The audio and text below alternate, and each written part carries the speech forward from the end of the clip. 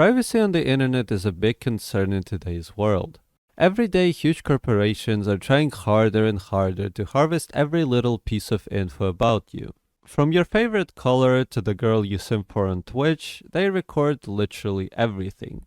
And on the surface, it's not really that big of a deal.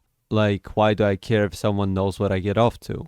But in reality, it only takes one employee clicking on a suspicious link in their email for all your information to end up on the dark web. And the only thing you can do to avoid this happening to you is to not volunteer information about yourself on the internet, especially when you don't know who is listening.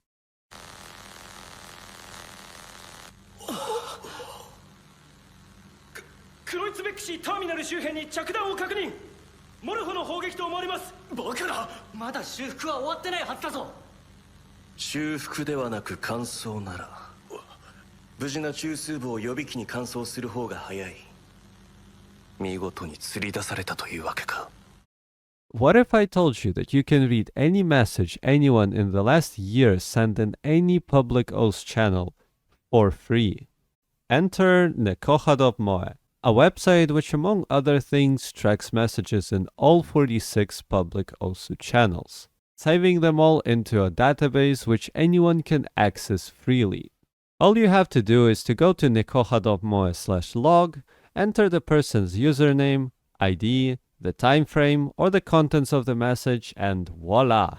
There it is. Don't ask me what I was doing in February, I have no clue. The implications of a tool like this existing are a bit worrying. Anytime you say anything dumb, it is recorded forever. Like, for example, here's Avoxa saying log off now as LeBron James and I'm an average high schooler trying to be an NBA star. And here is Saito saying the N-word.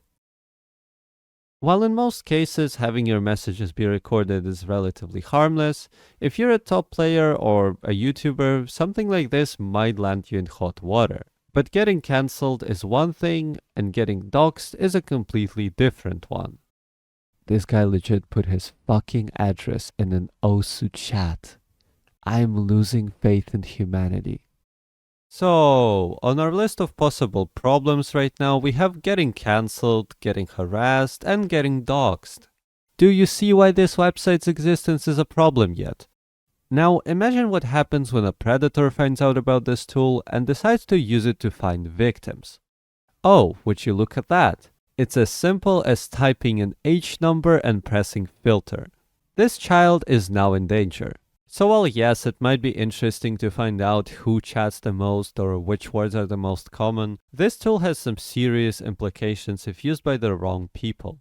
All this to say, be mindful of what you say on the internet. You never know where your messages might end up and who might have access to them. So the general rule is to just assume that all chats are being recorded by default. Trust me, this will save you a lot of troubles down the line.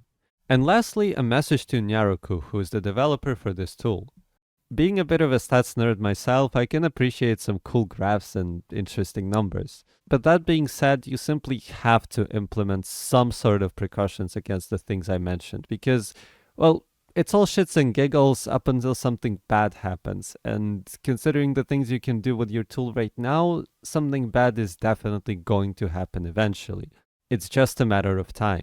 I'm not saying that you should completely take it down, but as it is right now, it poses some serious security threats which you simply cannot ignore.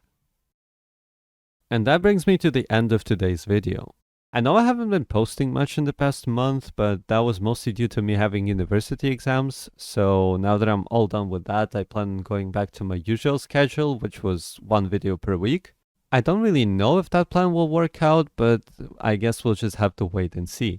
On an unrelated note, I had a lot of fun streaming recently, and I plan on doing a playthrough of Inscription this Saturday at around 1 PM Europe time, so if that sounds interesting to you, feel free to stop by. But that's gonna be it for today. I thank you all for watching, hope you enjoyed, and I will see you next time. Bye!